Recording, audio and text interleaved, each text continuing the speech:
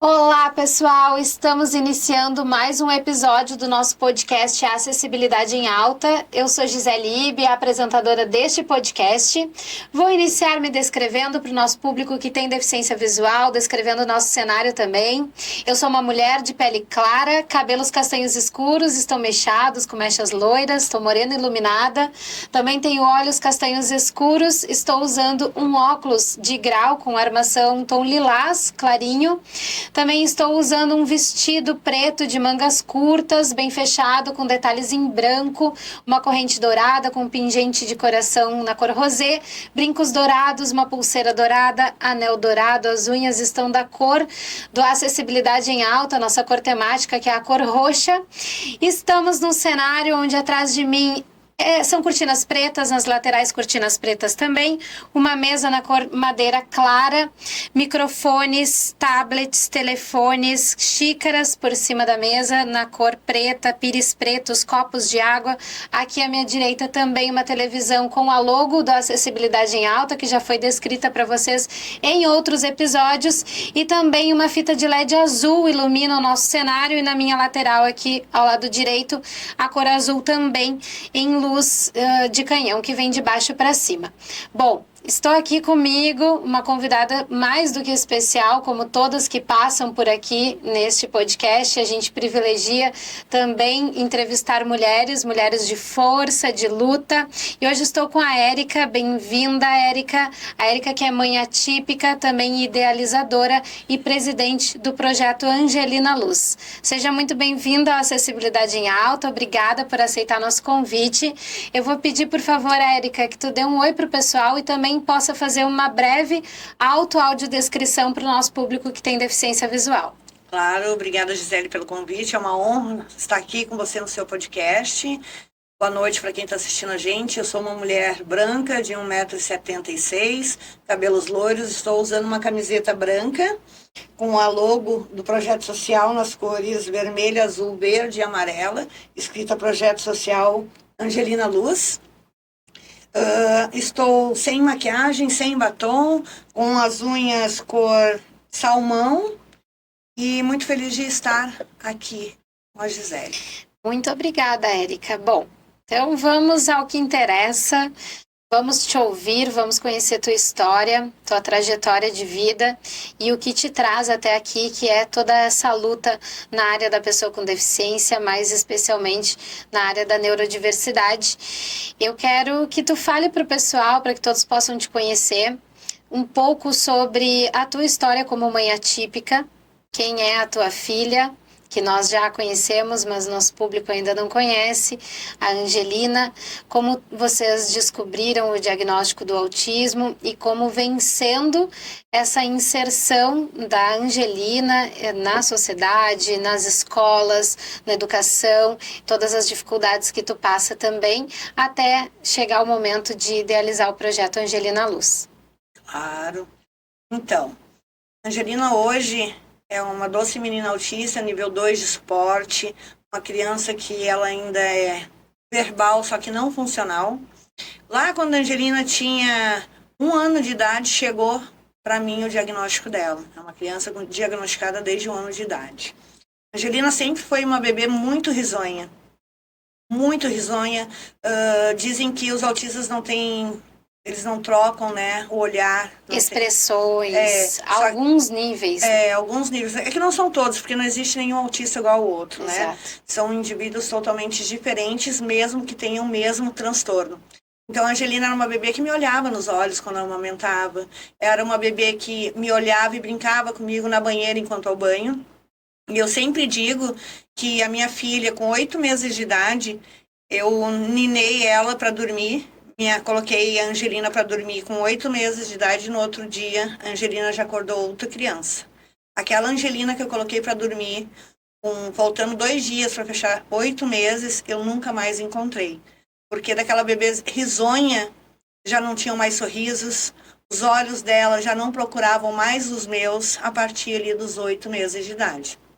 Como eu sempre chamava Angelina, porque a Angelina tem o nome de Angelina, porque é o nome da minha avó que me criou, uma homenagem à minha avó materna, muito. E eu sempre chamava Angelina, e na minha ignorância, na minha falta de conhecimento, eu brincava dizendo, ela não gostou do nome. Eu chamava Maria, Gisele, Paula, né? Com o intuito dela me olhar, porque ela não tinha reação de me olhar quanto chamada. Então ali eu me sentia um objeto da casa, porque ela não interagia comigo. Eu chamava ela, ela não me olhava. Então na consulta de 1 ano da Angelina, que eu acho que essa foi a única sorte nessa caminhada que eu tive, a doutora Fernanda Quadros, da UBS da minha região, dentro da UBS, ela atendia como pediatra. Isso tudo aqui em Porto Alegre? Aqui em Porto Alegre, isso. Certo, a Angelina nasceu aqui. A Angelina nasceu aqui.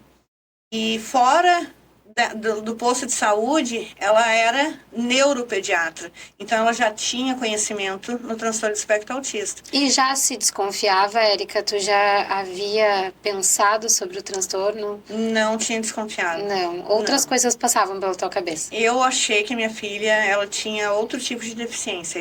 Para mim, a Angelina era uma criança com deficiência, ela fosse surda. Perfeito. Eu achei isso porque ela Foi não que me me respondia, podia fazer batidas de panela, que ela não tinha reação de susto. Então, eu cheguei nesse dia na consulta para falar isso para a doutora.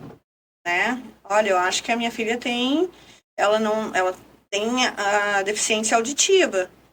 Só que aí, no conversar com a doutora, ela falou assim, que eu chamava a Angelina com diversas vezes, porque a Angelina, ela caminhava, ela parecia um gnominho dentro de casa, com 10 meses ela caminhava, ela corria. A minha filha começou com 10 também. Ela pulou a etapa do engatinhar, né? Então, ela corria com 10 meses para lá e para cá. Então, dentro do consultório, ela ficava para lá e para cá também o tempo inteiro, e eu chamando, ela não atendia. Foi aí que a doutora me perguntou, tu chama ela em casa, ela não te responde? Eu digo, não, doutora, eu sou um objeto da casa. E ali, e eu sem saber, na minha ignorância, na minha falta de informação, de conhecimento sobre o transtorno do espectro autista, durante toda aquela consulta que eu estranhei, que geralmente durava 10 minutos, aquela consulta durou quase 1 hora, ela estava observando a minha filha. Um diagnóstico precoce. Isso, e no final ela falou assim, olha, eu não posso te dar o diagnóstico aqui, eu vou te fazer um encaminhamento, mas tu saia daqui com 99% de certeza que a tua filha é uma criança autista. Então, nesse dia, foi eu botar o pé para fora da sala dela, eu peguei o celular, lembro que eu fui direto pro YouTube e coloquei autismo. E veio imediatamente o vídeo de hoje minha amiga Andrea Werner, mãe do Theo, e esse vídeo ela descrevia o Theo, que na época tinha 4 anos de idade, e parecia que ela estava descrevendo a minha filha. Então, desde esse dia, com o celular na mão, nunca mais larguei o celular e venho estudando e buscando há 7, quase 8 anos. A Angelina já vai completar 8 anos. Completa 8 anos em maio. E qual é a realidade da família de vocês hoje, como família atípica, no dia a dia com a Angelina? Bom, o dia a dia com a Angelina sou eu. Mãe solo. Sim, que o diagnóstico entrou na porta e o pai pulou a janela, disse, vou ali buscar um refrigerante e já volto. Então, somos eu e ela e eu. Né? Lá, quando eu recebi o diagnóstico, para chegar até o projeto, eu nunca tive uma mão estendida. Eu nunca tive alguém que me acolhesse. Naquela época, eu acho que não existia, eu acho que o Instagram ainda, se eu não me engano. Eu nunca fui muito assídua na internet, né? Agora eu estou enquanto projeto, porque a vida nos leva, né, essas modernidades todas. Mas na época eu acho que era o Facebook. E hoje tu tens um público bem grande, inclusive, né, Érica, como projeto no Instagram. Sim. Muitos seguidores, 20 mil seguidores em torno disso. Hoje tem um pouco mais de 25 mil seguidores. Sim. Porque a gente se conecta, né? As famílias se conectam pela vivência, a gente se conecta pela... Infelizmente, a gente gostaria de estar se conectando pela alegria, né? Mas a gente se conecta... Hoje, a realidade é pela dor, pela busca incessante, né? Que a gente tem diariamente. E dentro dessa busca, e ainda passando pela realidade de vocês, então, enquanto mãe e filha, apenas mãe solo, nesse dia a dia, matando um leão por dia com a Angelina, como foi o acesso à educação? Foi facilitado? Hoje ela tem uma boa vivência na escola? Não tem? Quais são as dificuldades enfrentadas? As mesmas dificuldades que a gente também enfrenta na saúde. Certo. Porque é uma criança diagnosticada com 1 ano. E na fila do SUS desde 2018. que nunca teve acesso à intervenção terapêutica, é uma perda grande. São regressões grandes, onde todas as podas neurais da Angelina foram perdidas, e a gente sabe que mesmo ela tendo acesso agora à intervenção... meio de judicialização? Sim, saiu a judicialização o ano passado para a Angelina. O ano passado, porque inclusive a doutora Fernanda, que foi quem fez a indicação do autismo para minha filha, eu tenho um documento assinado por ela, onde ela diz que não tem para onde encaminhar a Angelina no sistema. Né? Então, é que nem eu estava dizendo, eu não tive uma mão para me dizer assim, Érica, ó, os direitos da tua filha são esses, é esse aqui o caminho, é luta, é batalha, mas por aqui pode encurtar um pouquinho. Eu não tive isso. E foi facada em cima de facada diária, eu. E aí, na caminhada, a gente foi se encontrando, famílias, até mesmo dentro da UBS, já chegava a família na mesma situação e a gente começou a se conectar. E como eu nunca parei de estudar, eu falei assim, por que eu não vou estender a mão, que foi exatamente aquilo que me faltou lá atrás? Por que eu não posso direcionar e acolher essas famílias? Foi exatamente aquilo que me fez muita falta, né? E assim a gente segue até hoje, nessa conexão. Com relação à escola, tá?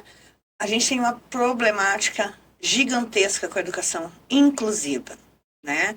É outra coisa que a gente ouve muito falar na teoria e que na prática não é exercida, né? A falta de monitoria.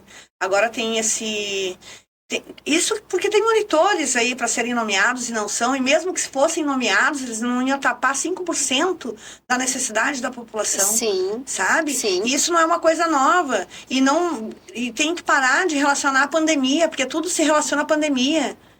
Não, já existíamos antes da pandemia, a negligência era a mesma antes da pandemia. Entende? A Angelina, ela não teve... A educação infantil da Angelina, ela ficava 10 minutos dentro da escola. 10 minutos dentro da escola. Ela entrava e saía. Porque não tolerava. A Angelina tolera. Ela não tinha monitor. Era uma professora para uma turma inteira. Então, quando a Angelina entrava, e como não tem esse professor de apoio, esse monitor, para auxiliar a Angelina, ela entrava, sentava, brincava um pouquinho, porque quando a gente chegava na escola, eles fazem anamnese dentro da escola. Então, ali eu disse que o hiperfoco da Angelina era os animais. Automaticamente tinha um pote cheio de animais na sala. Então, a Angelina entrava, ia pro cantinho sozinha com aquele pote de animais, e aí ela levantava, pegava a mochila e dizia para casa. E me entregavam ela. Então, não houve, sabe, eles não quiseram nem que ela permanecesse ali. Então, a Angelina não teve educação infantil.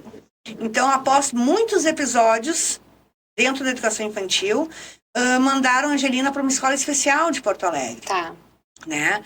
E a Angelina estava o ano passado nessa escola especial. Rede pública. Do município, né? Onde eles dizem que é referência, mas uma escola para ser referência, né, de educação especial, é uma escola que não tem adaptação, nem para pessoa... Sim, no mínimo precisa ter acessibilidade. Não tem banheiro adaptado, sabe? Uma criança que use cadeira de rodas não tem como entrar na escola, não tem nada. Então não digam que é uma escola com referência, onde não há adaptações que deveria ter, se é uma escola especial. A Angelina tem mobilidade reduzida? Não, a Angelina não tem mobilidade reduzida. Ela tem dificuldade com motricidade fina e grossa, mas ela não tem a mobilidade reduzida. Mas eu estou dizendo os demais, porque não é só a minha, né? Claro. E então, a desculpa que me deram, porque a Angelina não é uma criança com indicação para escola especial. Não é, sabe? E disseram, não, a gente vai colocá-la nessa escola para te poder respirar, vocês passaram por muita coisa, e aí a gente fica com ela aqui esse ano para vocês fazerem uma transição para uma escola regular de novo ano que vem. O que não funcionou. Porque para o meu susto, na escola especial também, as crianças não vão todos os dias. A escola é por ciclos. Tem crianças que vão uma vez na semana e ficam 1 hora. Sabe? E são... As escolas especiais, Gisele, para mim, elas têm uma importância fundamental. Mas para um público de crianças de nível de suporte severos, com muitas comorbidades, que a gente sabe que, infelizmente, elas não conseguiriam estar numa escola regular. Sim. É para isso as escolas especiais. Concordo. As escolas especiais não podem virar um depósito de crianças com deficiência. E nenhuma segregação também, privando essas pessoas com deficiência de conviver com o público em geral, com as pessoas em geral, com os demais, e vice-versa, também privando a sociedade de compreender o universo das pessoas com deficiência. Exatamente. Tanto que a Angelina entrou na escola, ela tinha 6 anos, ela foi para uma turma, porque é por ciclos, né, de alunos bem mais velhos que ela, e aí houve agressões de criança e tal. Minha filha sofreu uma agressão, não, uma não, 2 agressões, uma criança bem maior que ela, da última vez ela ficou muito machucada. O que ocorre muito, realmente, na interação entre crianças com o transtorno do espectro autista. Sim. É a medição de força, né? A força muitas vezes não vem de forma violenta, ela se manifesta de acordo com as emoções, com os sentimentos, sim, mas precisa haver todo um preparo do ambiente para que isso não ocorra. Sim, exatamente, mas aí uma escola que tem 2 professoras regentes na sala de aula Pra com 2, 3 alunos, né, uma criança que já vinha se desregulando outras vezes, que em menos de uma semana já tinha agredido a Angelina e partido para cima da professora, ele estava com todos os indícios de desregulação. Então ali faltou um suporte, sabe? Sim. Mas enfim, a Angelina teve que novamente sair da escola, e o ano passado ela foi os últimos 2 meses, conseguimos. Eu pedi que ela fosse para a pequena casa da criança, porque eu tenho muitos autistas lá, uma escola conveniada do município, e que ali eles realmente fazem a inclusão que tantos falam, né? E ela ficou esses 2 meses, depois do trauma que ela vivenciou lá, porque ela ficou traumatizada. A Angelina é uma criança totalmente visual, ela grava, ela tem uma memória fantástica. Eu até hoje não posso fazer de carro a mesma rota da escola. Ela não aceita, ela entra em crise no carro, ela chuta carro, ela puxa meu cabelo, ela diz escola, não, ela não esqueceu. Então, aquela rota que eu fazia de sair da minha casa até a escola, eu não faço mais, né? E a Angelina ficava 30 minutos o ano passado em adaptação, e para mim estava tudo certo, para ela se ambientalizar com a escola, conhecer, sim, e tal. E esse ano a gente começou agora, na segunda-feira, né? Uma adaptação que ela está ficando 1 hora, né? E a gente vai seguindo, e eu tenho muita esperança que, chegando quase com 8 anos de idade, que ela consiga, de fato, uma integração efetiva. Exatamente, que ela consiga, né, ter acesso a um direito que não é só dela, um direito constitucional para todas as pessoas, independente da sua deficiência ou não. Exatamente, Érica.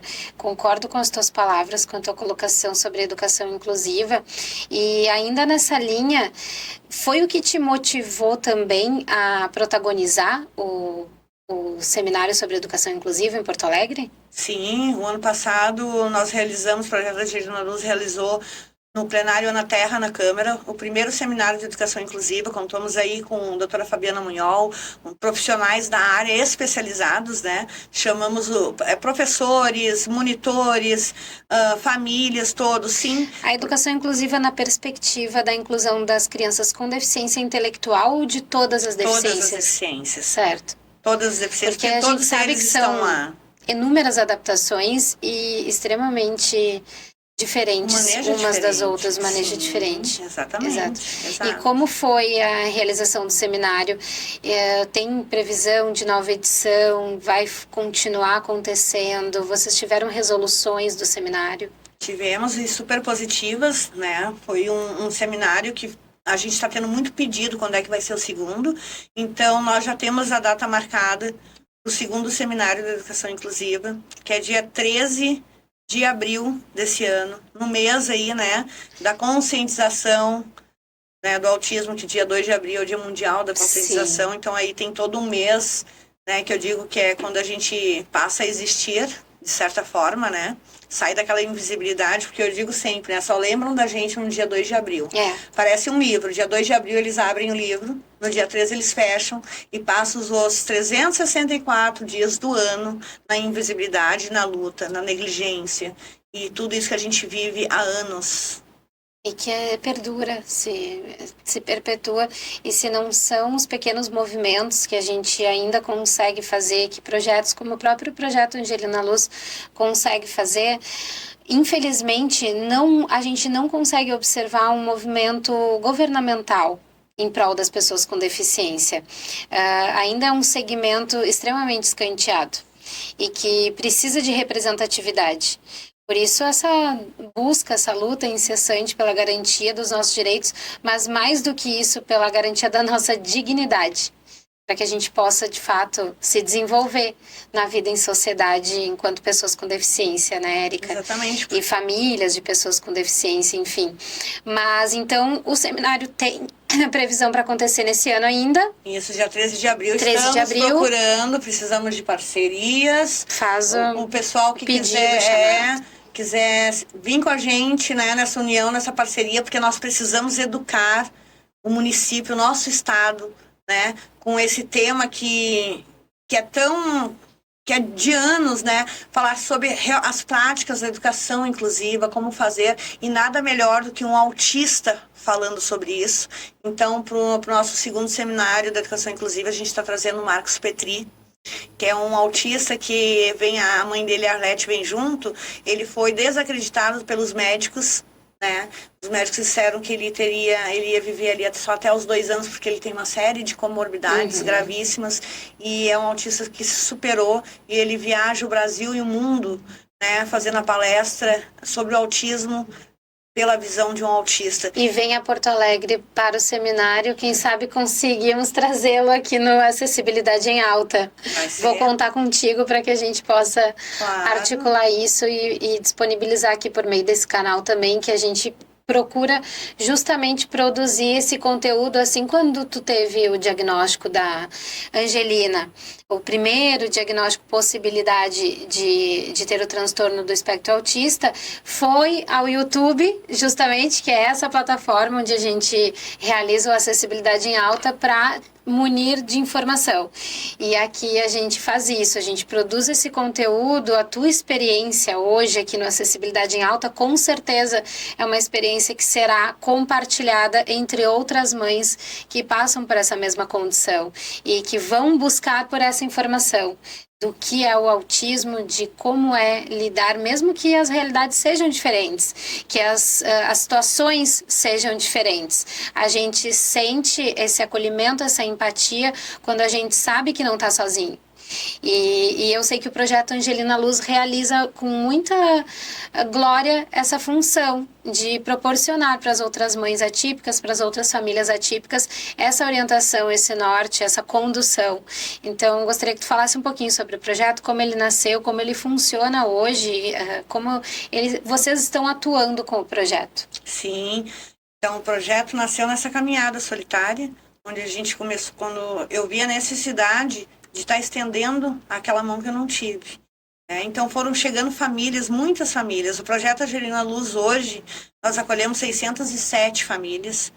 E eu digo que nós somos uma grande família, porque eu vou na casa das minhas famílias. Que ano nasceu o projeto? Em 2018. 2018. E tem sede? Nós não temos ainda a sede física, mas eu estou construindo uma sede física. A partir ali na pandemia, eu tive ali que eu descobri que eu tive uma crise generalizada de ansiedade. Sim. Porque eu falei, como é que muito comum entre mães atípicas também. Não, mas ali foi demais, porque eu fiquei naquilo, como é que eu vou sair pra rua para conscientizar, para informar? Porque a gente precisa levar conscientização e informação para a sociedade, para que esse preconceito, o bullying, sabe? As pessoas precisam conhecer o autismo para respeitar essa deficiência. A gente não respeita o que a gente desconhece. Então, a gente precisa levar a informação para sociedade, sabe? Para todos. Até porque, infelizmente, há esse movimento também inverso sobre a conscientização do autismo, porque a partir do momento que tornou-se muito mais evidente compreender o diagnóstico de autismo, também há um senso comum de que o autismo virou modinha. E de que agora todo mundo tem autismo. Sim. E que o autismo é banalizado dentro da sua complexidade. Exatamente. E, em verdade, o que a gente sabe é que hoje a gente tem muito mais capacidade de diagnosticar o autismo. E não que o autismo tenha se tornado modinha, onde todo mundo agora tem autismo. Então, essa inversão da compreensão do que é essa condição. As pessoas às vezes falam sem procurar, sabe? Porque se as pessoas fossem realmente estudar, elas iam ver que lá em 1975, que foi quando houve a divisão da esquizofrenia com o transtorno espectro autista, através do cientista Leo Kanner, né? Ali foi a divisão. Desde 75, muito estudo aconteceu. E sim, que bom que hoje, né, se tem a compreensão, se tem o conhecimento sobre o transtorno do espectro autista. Sobre os níveis de suporte também. Todos os níveis de suporte, porque antigamente é o esquizofrênico, é o mongoloide, é o debiloide, é o retardado. É o débil mental. Exatamente. Que bom que é o hoje... louquinho. Exatamente. Então, que bom que hoje se tem muito estudo, não só no Brasil, no mundo, e que se tem mais conhecimento, porque aí a gente não tem tantas pessoas, porque como a gente tem pessoas, autistas adultos que foram negligenciados uma vida inteira, que passaram por essa vida terrena deles, trancados, ou em hospitais psiquiátricos, sabe? Sem ter a oportunidade de viver. E hoje, com conhecimento, nós temos essa oportunidade de buscar uma dignidade de vida, de buscar aquilo que é de direito, sabe? De buscar essa pessoa como ser humano antes de um diagnóstico. Levar essas vidas para os direitos humanos, de fato, e retirar apenas do recorte da saúde, que também é fundamental, principalmente pelo diagnóstico e pela reabilitação. E aí eu quero chegar nessa parte contigo sobre hoje como funciona a reabilitação dentro ali do funcionamento com a Angelina, mas de retirar as pessoas com autismo da neurodiversidade em geral, não só o autismo, mas as altas habilidades, mas essa neurodiversidade somente desse recorte da saúde e levar de fato para os direitos humanos. Dando o próprio conselho das pessoas com deficiência, não só aqui o de Porto Alegre, mas qualquer conselho do direito das pessoas com deficiência hoje que atua em prol dessas personalidades, dessas pessoas também com autismo, com altas habilidades, que anteriormente não atuava. Não era reconhecido como uma deficiência de fato, o que a gente está trazendo aqui. Sim, foi reconhecido. Era reconhecido como uma doença e não como uma deficiência. E deficiência não é doença. Exatamente. E o tratamento do autismo não é sobre a cura do autismo. É sobre minimizar as dificuldades no dia a dia. E isso se trata entre todas as deficiências. A gente fala muito sobre isso. Sobre reduzir essa deficiência tratando a dificuldade, proporcionando acessibilidade. Exatamente. E a reabilitação é a acessibilidade. E eu gostaria que tu compartilhasse conosco sobre isso, sobre como funciona a reabilitação, se tem um impacto, se houve negligência do poder público quanto a isso. Bom, negligência do poder público a gente vivencia até o dia de hoje, né? Sim, sempre. Porque se a minha filha foi diagnosticada com 1 ano de idade, é o que eu sempre digo, hoje existe a lei do diagnóstico precoce. Para mim ela não vale nada se junto com ela não tem intervenção precoce. Do que adianta a mãe ter aquele diagnóstico se ela não tem acesso à intervenção? Sim. Né? Faz o que com o diagnóstico? Meu filho tem autismo, e agora? Não, a gente tem que botar numa pasta, bater em todas as portas, ficar numa fila que nunca chega, e aí tu fica dentro da tua casa, para aquela, ainda mais quando e judicializar. Judicializar. Que é o sistema viciado já, né? É um sistema viciado porque, assim, eu digo que nós temos direitos, nossos filhos, os autistas têm direitos, e que a gente pode sentar aqui e falar, a nossa LBI é uma das leis, para mim é uma das melhores do mundo, a LBI. Concordo. Né? Mas, os direitos existem, mas todos eles são violados. Né? A gente pode falar dos direitos da pessoa com deficiência aqui por muitos episódios do podcast, mas se a gente parar para falar da realidade, a gente vai falar da violação de todos eles. Né? Se a minha filha foi diagnosticada com 1 ano de idade, eu bati em todas as portas. Eu tenho um documento de uma médica da rede onde ela disse que ela não tem para onde caminhar minha filha. A Angelina chegou para o neurologista, lá para o Hospital de Clínicas, o doutor neurologista Rudimar Viesgo. Hoje a Angelina é uma consulta por ano. Né? Só que a Angelina hoje, graças a Deus, ela é acolhida pela doutora Fabiana Munhol. Né? Voluntariamente. Voluntariamente. Né? E, então ela tem esse acesso com o neurologista, tá? Mas a intervenção, bom, lá foi a Érica judicializar, sim, óbvio. Sabe, Gisele, eu enterrei um filho, o meu caçula, que eu tinha um filho caçula, mais novo que a Angelina, faz 5 anos por negligência médica. E a minha filha, esse sistema enterra a minha filha viva. Porque a minha filha, quando uma criança com deficiência não tem acesso à intervenção terapêutica para que ela consiga diminuir as suas dificuldades e poder ser inserida como ser humano na sociedade, em qualquer lugar que seja, a minha filha está ficando para trás. A minha filha está sendo enterrada porque ela não tem acesso. É muito triste para uma mãe ver um filho dentro de casa regredindo todos os dias. Quando poderia ser diferente, porque existem recursos para Minha isso. filha poderia... Se a Angelina tivesse 6 anos já de intervenção terapêutica, minha filha estava voando. Porque eles transitam dentro do espectro. Tanto do nível 1 de suporte, quando não se tem acesso à intervenção terapêutica, pode ir para um nível 3 e vice-versa. Uhum. Tem filho da Fátima Dequante aí de exemplo, o Edinho, que era nível 3 de suporte, hoje ele é nível 1 de suporte, porque teve acesso à intervenção. E quando a gente fala... Por privilégios, infelizmente. Exatamente. E não por direito. Exatamente. Mas nós, mães de SUS, porque assim, eu sou uma mulher branca, uma mulher periférica, uma mulher que tinha um trabalho e depois do diagnóstico, meu trabalho é 24 horas, a maternidade atípica, porque nós acabamos escravizadas por um BPC, porque na minha casa quem tem renda é a Angelina, não tem. Sim. E assim são a grande maioria das famílias atípicas. Porque o primeiro preconceito que a gente sofre já é o familiar. A minha filha... Todos os aniversários, e agora o de 8 anos, eu acho que o de 8 anos vai ser diferente, porque vai estar em volta daquela mesa as famílias atípicas do meu projeto, porque a minha filha sempre foi ela, a vela e o bolo. Minha filha nunca foi chamada para o aniversário. Então, ela não teve acesso à intervenção. Aí chega na escola, que é outro bloqueio, mas essa criança não tem intervenção, a gente não consegue ficar com ela aqui, porque ela não para, porque isso, porque aquilo, porque não tem um monitor. Então, ela não tem acesso a nada. Então, fui para a judicialização. Tá? O ano passado, anos de judicialização, teve um valor retido para 3 meses de intervenção terapêutica. A Angelina deu sequência, porque aí a Angelina tem uma TO maravilhosa, que acolheu a minha filha através do Lucas Atípico, que é a doutora Natália Ocácio, lá de Canoas, que acolhe ela com uma sessão semanal de terapia ocupacional. Que já provavelmente faz toda a diferença. Toda a diferença. Né? São pessoas que vieram como bênçãos. O que a Angelina teve hoje, durante todos esses anos de acesso, é uma sessão de terapia ocupacional. Ela teve durante um ano antes da pandemia, ela tinha uma sessão de fono e nada mais. Só. Então agora já tinha outro valor para ela dar seguimento às intervenções retido para 6 meses. O que a juíza fez? Não, peraí. Volta aqui o valor, porque agora tem certa. Manda a Angelina pro certo. Eu nunca pedi para minha filha ir pro certo. Eu judicializei pedindo os direitos da minha filha, como todos os outros.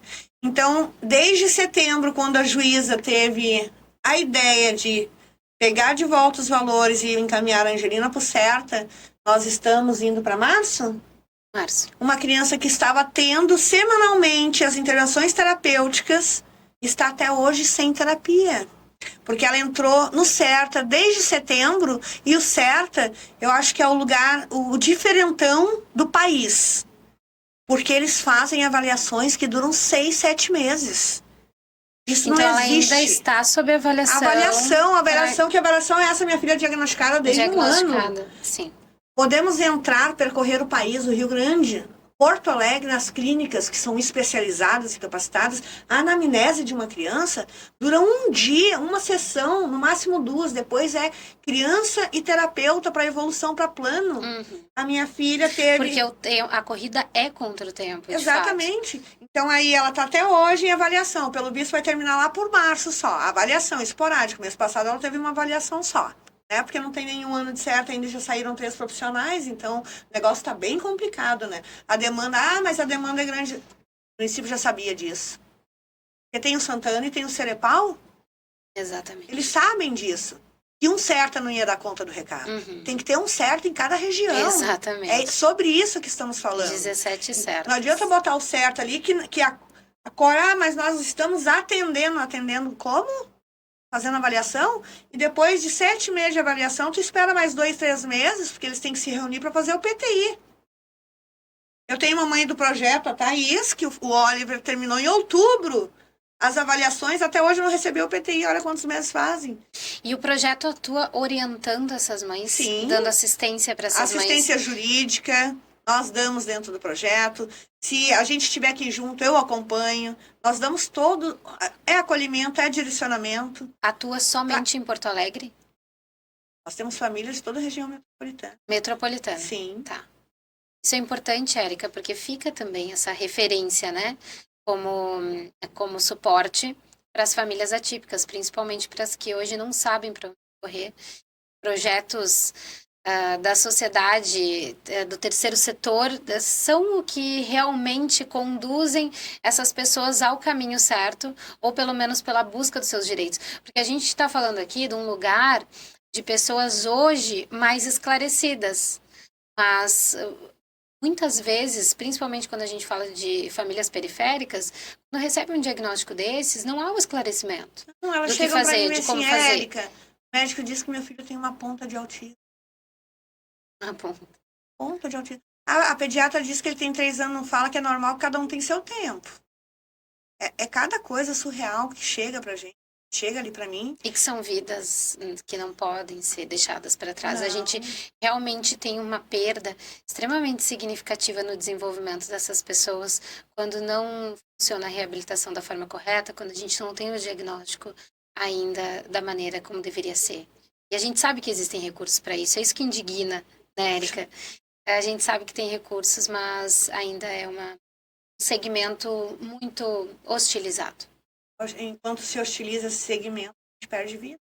É. Porque eu não sou eterna. Capacidades. Eu não sou eterna, né? Aquele medo, aquela frase que a gente vai tentar. Eu caio ali, a Angelina vai pra onde?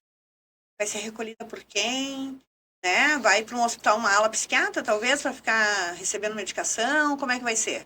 Da tua experiência com a Angelina, a gente sabe que de uma experiência individual, tu conseguiu construir uma ação coletiva, que é o Projeto Angelina Luz, e esses eventos que tu vem trazendo, como o próprio Seminário de Educação Inclusiva. Gostaria que tu falasse um pouco também sobre o Meu Mundo Azul. O festival. Festival, Uhum. Tá, por favor. Então, o festival Meu Mundo Azul nasceu ali na pandemia, né? Que é o que eu estava falando um pouquinho. Eu fiquei muito incomodada de não poder ir para a rua, naquela situação, né? Que perdeu tantas vidas, né?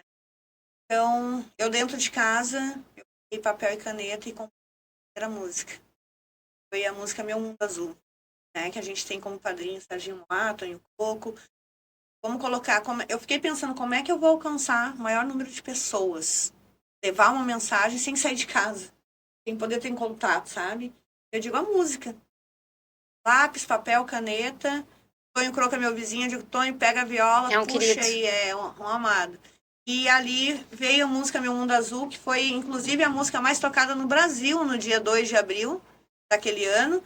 E dali surgiu o Festival Meu Mundo Azul, porque eu sempre requeri um espaço, né? Porque a gente sabe que tem uma lista enorme de espaços aí que estão sendo dados, né? E eu queria um espaço físico, nunca consegui esse retorno, né? Eu digo, me dá aquele espaço físico para fazer um trabalho que vocês deveriam fazer, deixa eu fazer. Deixa eu fazer um centro de acolhimento. Eu tenho os terapeutas apostos para acolher essas crianças de valor social, e quem não tem valor social, gratuitamente, só me falta espaço físico. Era só isso que me faltava. Eu tinha toda a estrutura humana e não tinha espaço físico. E como esse espaço físico nunca vem, surgiu o Festival Meu Mundo Azul, que é esse festival que a gente está indo para a 4ª edição esse ano, no dia 7 de abril, e nós ficamos ali com uma parte dos ingressos, vem para o projeto, porque nós não temos patrocínio, nós não temos parceria, ali é uma mãe, o suor de uma mãe mesmo. Busca-se patrocínios e parcerias. Busca-se. Então, eu consegui levantar as paredes, fazer telhado, elétricas, aberturas, mas falta muita coisa ainda. E a gente depende, a nossa única renda, assim, que eu digo, do projeto é através do festival. E onde é realizado o festival? Bar Opinião. No Bar Opinião, perfeito. Esse ano, então, de 2024, no dia 7 de abril, no Bar Opinião, a aquisição dos ingressos pode ser feita na hora. Pode ser feita na hora, vai ser feita no Simpla, o evento já vai para o Simpla também, e a gente tem ingresso impresso direto com o projeto. E tem atrações confirmadas já?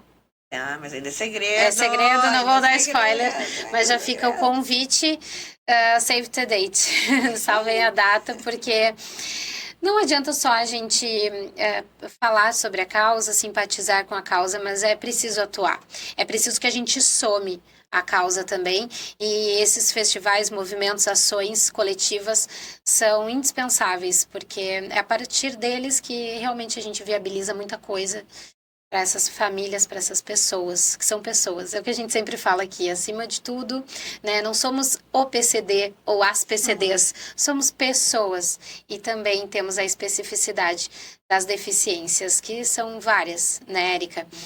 Então, assim, para a gente se encaminhando para o fim, porque também passa rápido o tempo por aqui, mas eu sei que tu tem muito conteúdo para compartilhar, eu gostaria de te pedir para falar um pouquinho sobre os projetos de lei, ou pelo menos o último projeto de lei que tu também teve participação, sobre as sirenes nas escolas, enfim, ou os projetos de lei que tu gostaria de falar aqui para gente, porque quando a gente fala de direito, a gente pensa na parte da legislação, e a legislação precisa também chegar ao conhecimento das pessoas da sociedade que nos ouve, porque precisa haver uma fiscalização também disso. É lei, então precisa acontecer. A gente precisa fazer acontecer na prática. Mas infelizmente não acontece na prática, porque me parece que não tem RH para fiscalizar, né? Eu sempre digo assim, não adianta fazer um projeto de lei em cima de projetos de lei, se não vai ter como colocar isso para funcionar e... Coleção de leis. Exatamente, e quem fiscalize isso. A gente pode começar pela lei de 2019, que é as placas do atendimento prioritário, né? Uma lei de 2019 aqui do município, e não se tem essas placas, e não inclusive tem quem fiscalize. Em órgãos públicos. Exatamente. Não tem um posto de saúde no município de Porto Alegre que contenha a placa do atendimento prioritário. Verdade. Não tem. Então, aí eu pergunto, é para que serve? É para fazer engavetar ou é para fazer e botar na prática para fiscalizar e fazer dar certo? Né? Agora a última que teve a lei para troca das sirenes nas escolas, né? Porque aquilo é perturbador. Né? Eu lembro dessa sirene na época da minha escola, no Gomes Carneiro. Inclusive eu fui no Gomes Carneiro, acho que em novembro, setembro, porque eu vou muito nas escolas, as escolas me chamam muito para capacitar eu faço esse papel também de capacitação dentro das escolas. Eu lembro que eu estava sentada na sala esperando e aquela sirene absurda. Eu tinha um colega no ensino fundamental, o André Leite, nunca vou me esquecer, no Instituto Santa Luzia. Ele era cego, ele já faleceu, inclusive, por comorbidades das deficiências, mas era cego e tinha deficiência intelectual. E cada vez que a sirene tocava, ele dava um pulo na cadeira, todo mundo ria. E aí o bullying rolava com ele entre os colegas, porque achavam engraçadíssimo ele se assustar com a sirene. Mas são coisas tão simples, sabe? Que faz a diferença. Sabe a diferença? Porque já tem tantos estímulos sensoriais dentro de uma escola, não tem a necessidade daquela sirene. Perfeito. Sabe? Então, é muito válido, né? Eu acho que tinha um período aí de 180 dias, né? Para implementação. E aí eu quero saber da fiscalização, né? Porque eu sou uma das pessoas que vou em todas as escolas. Acho que não fechamos 30 dias ainda da implementação da lei, né? Agora precisamos... podia ter vindo antes do início do ano letivo, ter feito toda essa troca agora, né? Antes, mas vamos caminhando. Devagar e sempre. E sempre, que é o mais importante. Eu digo sempre para as famílias do projeto. Política pública, nós inspiramos a política. Nós precisamos de políticas públicas para tudo. Mas não adianta a gente ficar criando uma série de projetos de lei. Não vai colocar para funcionar. Sim. Vamos pegar aquilo que já existe e colocar para funcionar. Que já existe muita coisa. Muita coisa. E isso seria glorioso mesmo. A gente realmente... garantir os direitos de forma plena, como eles já estão descritos, como já estão apresentados, aprovados, pegar toda a nossa legislação realmente e fazer ela acontecer. Seria lindo. Então, Érica, para finalizar, o último assunto que eu gostaria que tu comentasse é sobre essa ação que foi realizada agora em janeiro pela saúde mental das famílias atípicas. Também é um assunto delicado e a gente sabe que os índices e taxas de suicídio também são altíssimos entre mães atípicas e houve uma ação agora em janeiro, durante o mês da saúde mental, o Janeiro Branco, enfim, para que pudesse ter um olhar também para essas mães. Então, gostaria que tu falasse sobre o que aconteceu em janeiro. A gente se reuniu ali no Parque da Redenção, numa roda grande de abraço, de acolhimento, tivemos com outras instituições, né? E realmente o que tu falou é muito importante. Nós precisamos urgentemente cuidar de quem cuida. Quem doente cuida. Essas mães precisam do tratamento. A gente tem que nem tu disse, enorme. Mães doentes com depressão. Depressão não é brincadeira. Depressão não é frescura. Sabe? A gente tem Depressão mães... também tem diagnóstico, também é uma doença. Exatamente. E as pessoas não veem isso. As pessoas não conseguem... eu acho que a maior deficiência que a gente tem hoje é essa falta de humanização, sabe? Eu me questiono sempre. Que idade é essa? Sabe? O que está se transformando, né? Onde a pessoa não consegue sentir a dor da outra. Autismo não é modinha e depressão não é frescura. Exatamente. Então a gente precisa... A gente não tem acolhimento. Nem que eu comentei, né? Quando eu perdi... Perdi não, né? Mataram meu filho. Nunca tive Cadê a assistência social, sabe? Quando eu falo assim nos tripés assim, de educação, saúde, eu nem cito assistente social, porque assistência social para mim nunca existiu. Quem acolhe as mães são as próprias mães. Nós juntamos os nossos caquinhos, sabe? A gente tem mães reais em extremo beirando suicídio, muito. Eu já peguei mães que mandaram mensagem para mim dizendo assim, ó, estou deixando essa mensagem só para que você saiba. E eu saí de casa buscar essa mãe e levar para minha casa. Ficar com aquela mãe na minha casa. Só que eu também adoeço. Eu também sou uma mãe solo. Eu também sou uma mãe que não tem rede de apoio nenhum. Sabe? Nós estamos adoecendo. E a gente adoece por conta. A gente adoece que a gente acaba... Nós estamos presas em casa. A gente está presa sem cometer crime nenhum, entende? E a gente corre todo dia quando a gente bota o pé pra rua. A gente já bota o pé pra rua com medo. Subir no ônibus, o filho ter crise e a gente sofrer algum tipo de agressão dentro do ônibus, ser convidado a se retirar, né? E mais agravante é isso, todo dia, e se passa na catraca e a câmera não pega o rosto da criança que é pequenininha, a mãe já tem aquela dor de cabeça de ter coisa cancelada, ou a gente vai até um posto de saúde que não tem a placa do atendimento prioritário e que eles ali, os funcionários, eles tinham que ser capacitados, eles tinham que ter um conhecimento.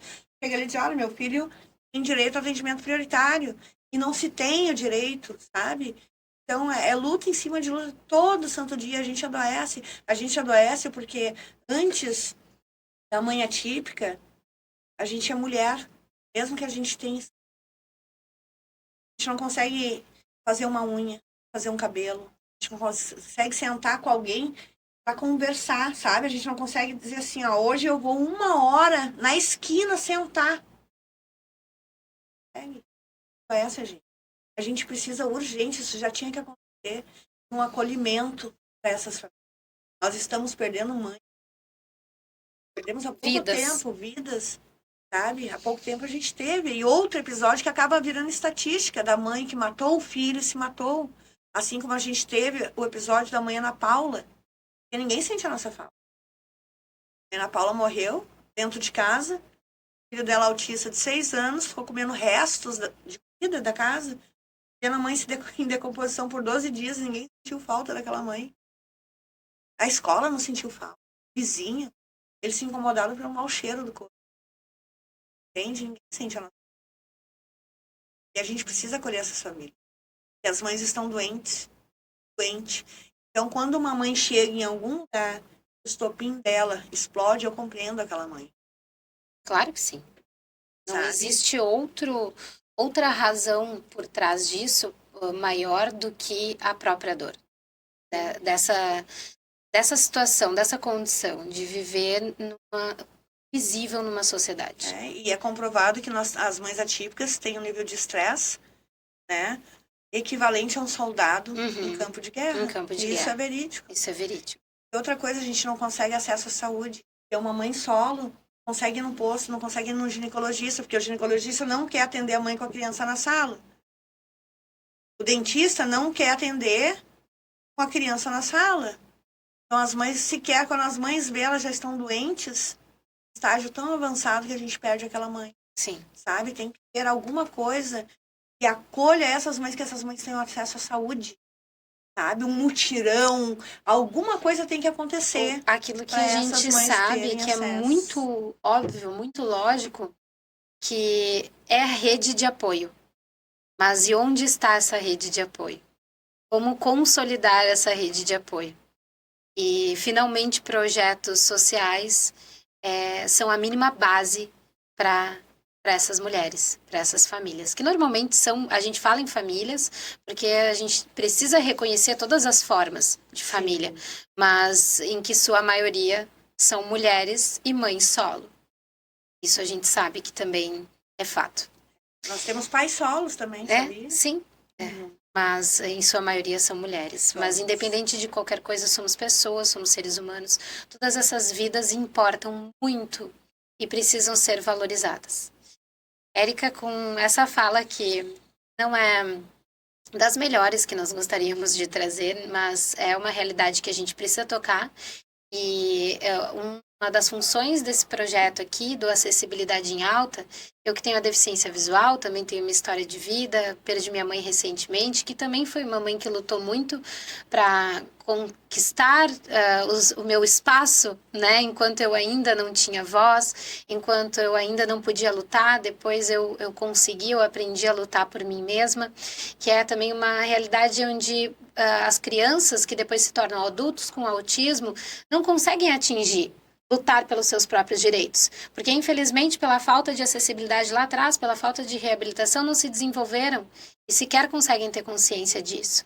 Então, também pude buscar o meu espaço e a construção desse projeto, que é um projeto onde a gente fala muito, porque por ter a deficiência visual sou muito auditiva, a minha inteligência é auditiva, eu gosto de me comunicar.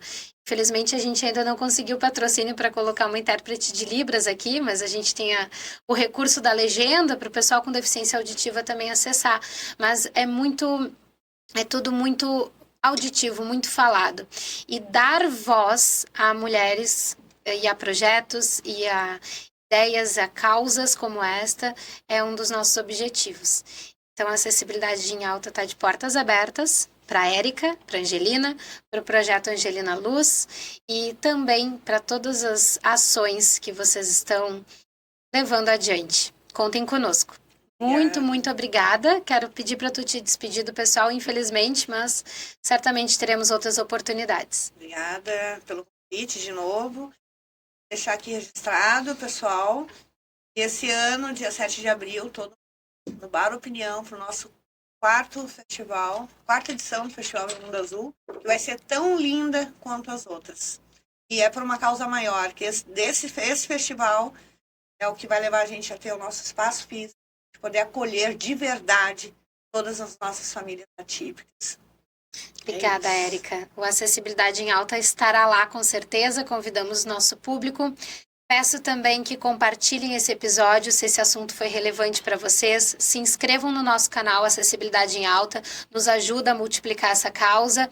Curtam o nosso vídeo, deixem suas sugestões nos comentários e até o próximo episódio. Obrigada, Érica. Obrigada, produção, que nos acompanha aqui. Obrigada, pessoal. Tchau, tchau.